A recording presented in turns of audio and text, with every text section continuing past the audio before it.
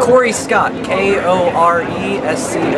And what do you do? I'm a DJ here local. I say local, but probably most of the gigs that I do are outside of Louisville. But Louisville's still got a pretty good music scene. There's a lot of good spots here. A lot of it's kind of hidden. So if you're a tourist, you're not from Louisville, and you get here, you need to find a contact, like a tour guide, someone who really knows the music scene and can take you around. The tourist spots, they're all right, but there's some pretty good spots that are hidden. So you're right off the bat talking good about Kentucky. Okay, so when people aren't from Kentucky and they visit Kentucky, they think of and they tell you, oh, barefoot, they don't wear no shoes, and they talk bad about our state. You got anything you want to tell people about what Kentucky actually is? Oh man, Kentucky. A lot of people don't know that a lot of the booze you drink comes from this city here. So like if all those good times that you're having in those bottles, they happened here first, and we bottled them all up and then sent them to you. So most of you have a part of Kentucky in you, right? Yeah, little part of Kentucky in you. Somewhere deep inside, maybe it's about to come up onto the floor, but it's from Louisville. But the music scene is still good. It is still great here. So, you have any local artists that you've worked with that's a success story? That I've worked with, Brian Cox is he's a guy that I've been working with for a while now. He's actually with me tonight. He's always off chatting with somebody. But Ryan Cox, we got a lot of big stuff coming up. The Phillies and Stallions party is it's in the 7th year now. We're really hitting it hard because it's coming up in a couple days. So we got the guest list is amazing. DJs come in are amazing. We're doing a lot of cool stuff downtown. We got the Great Gatsby party on Thursday. That's going on at the Water Tower. I'll be DJing that.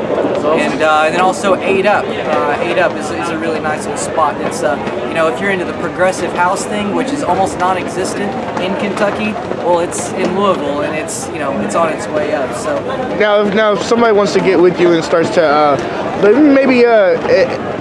get better at their own craft, how can they get in contact with you, and what kind of person are you looking for a person who's trying to get yourself further out there? Like, what kind of guy would you be looking for? If you're looking to advance your craft, if you have any questions about the DJing, and the DJing market. So I've been DJing full time for 6 years now. So you can't. There's certain things that you have to do as a DJ to kind of be able to make it a full-time career. Because if you're a DJ and you ever DJ at a bar or a club and you got that check or you got that cash at the end of the night, you'll look at it and be like, how in the world are people doing this for a living? Well, there's ways. So if you're ever interested in doing that, if you're serious about your craft, that's the thing. A lot of people, they take the being a musician, being in a band, being a DJ, and for a lot of people it's a weekend thing, maybe something they take it for granted. And yeah, it's maybe some extra money on the weekend. But you're saying it's not less just for parties. Either you're in or you're out. If you want to be a full-time musician, you gotta be a full-time musician. You can't just wait for the big break. You can't wait for somebody to sign you. Like, you actively have to find a way, and you can't depend on other people because records now, obviously records aren't getting pressed like they used to, but it doesn't mean the record business is out. So obviously there are things that having help can do, but essentially you have to be able to, if you can't do it independently, and nothing against a lot of the record label people because they're here and they're good people, but if you can't do it without them, you shouldn't do it with them. That's all. Is this your first time on the bill? Not my first time. Actually, I DJ'd here for the first time 11 years ago. Wow. I'm 27. The numbers will not add up, but just to give a quick history, I started DJing when I was 10. I started on the radio in 2000. I hosted a radio show from 2000 to 2008, and then went off, joined the military for a couple of years. I came back and just went right into DJing full time. So like here, I was like 13, 14 years old when I was doing this event here. We actually, I was playing Jump Around, and they the captain of Jump around. the boat actually had to come up and made me cut it out because everybody was jumping up and down. The bow of the boat was about to dip under the water. Like they thought we were gonna sink this ship, and we was probably where we are now. You don't want to put the boat. You don't want to sink a boat out here. That was good times. Wow, 14 years old started, or you said 14 you started DJing? I was 10 when I started on the radio. I did my first live DJ event was when I was 13 years old. Oh wow, so like 13 years old starting into it. Like, can you give some motivation to other people who's looking to get themselves started? Just something to Like, I mean, cause like kickstart people. right, I know there's 14-year-olds that are like, man, I can't do this. I'm not.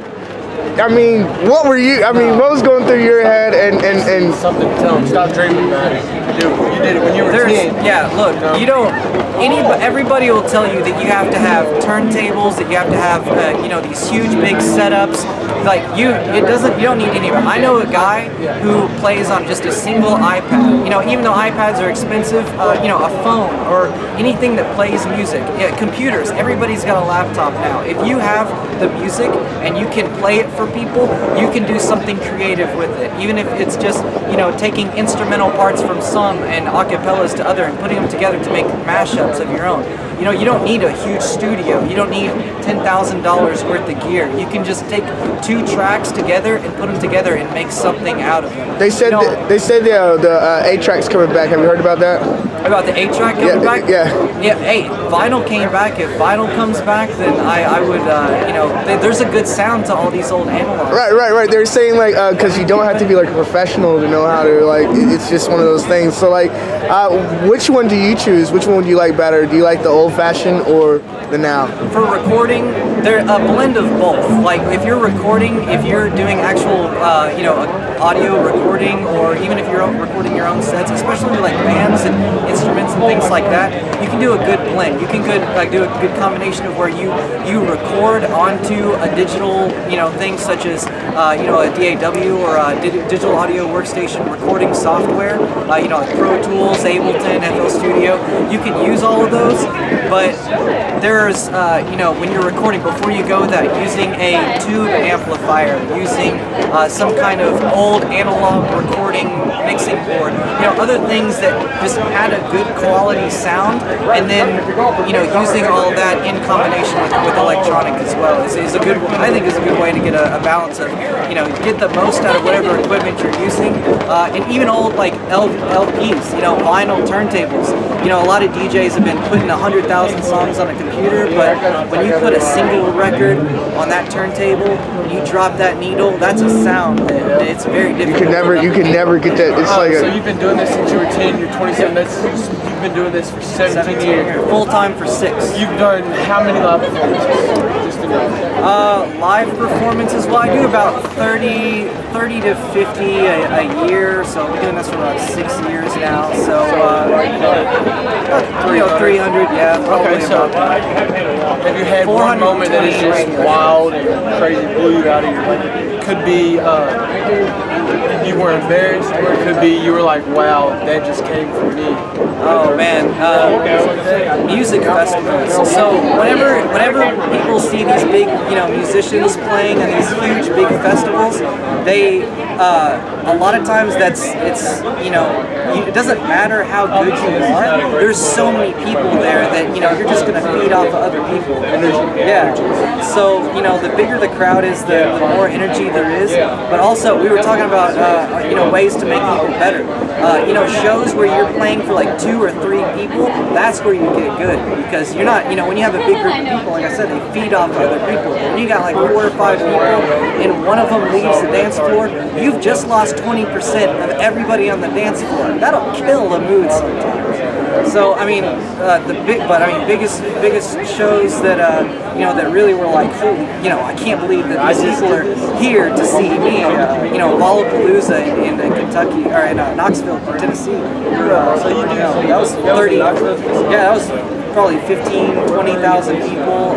You know, I just did Vex Robotics the World Championship of Vex Robotics just last week for 4 days or 2 days. I was there. There was 30,000 people there for that. So you know, they have like the big sound system with you know a whole bunch of lasers and moving lights and everything, and it's like, you know, stuff that you wouldn't normally get to do. You know, it's just, oh man. It's just huge. It's just huge. Now tell us, where can we find you on social media? Social media. So I got blessed with having the name I did. That's why a lot of people use a DJ name. Of course, you know, Martin Garrix, you know, all these guys, you know, they go by their name now. But when I first started, that wasn't a normal thing. So my name is KORESCOTT, Corey Scott.